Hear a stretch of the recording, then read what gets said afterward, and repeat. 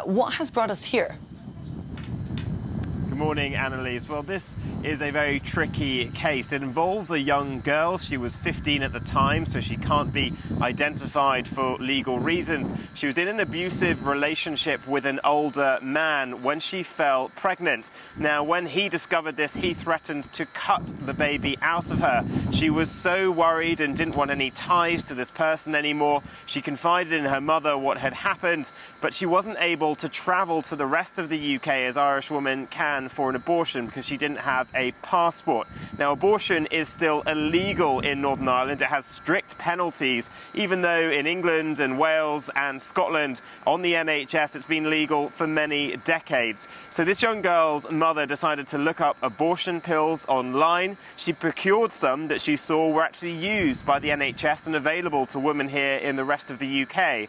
Her daughter successfully took the pills, but when her mother went to the local GP to try to get her daughter counselling for the abusive relationship, she disclosed that she'd had this abortion. Someone in Ireland's social services then reported this to the police, and the Crown Prosecution Service in Northern Ireland brought this case against the family, and the mother is the one that will be prosecuted for procuring these pills and enabling this abortion.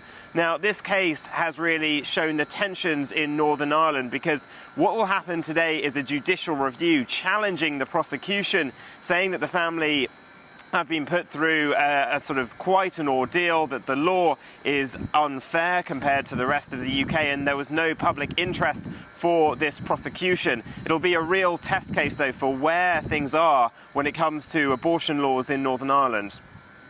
Now, Vinny, how much support does this mother actually have?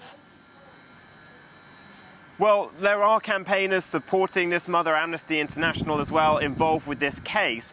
When she was actually initially interviewed by Northern Irish police, she herself was almost 9 months pregnant. She actually gave birth 2 weeks later, so her mind wasn't quite thinking right. She told the police everything. She didn't have a lawyer, and when she asked about one, it's reported that she sort of was told she wouldn't really need one. So she told them everything, thinking better to be honest about this, and then this prosecution landed. This case actually happened in 2013, so it's been hanging over the family for 5 years now. The court today, to go through the judicial review of the prosecution, will sit today and tomorrow. It will reserve its judgment, but the parties have been told they can expect a decision soon, and then we may see, depending on how that goes, this mother then in court being prosecuted for this.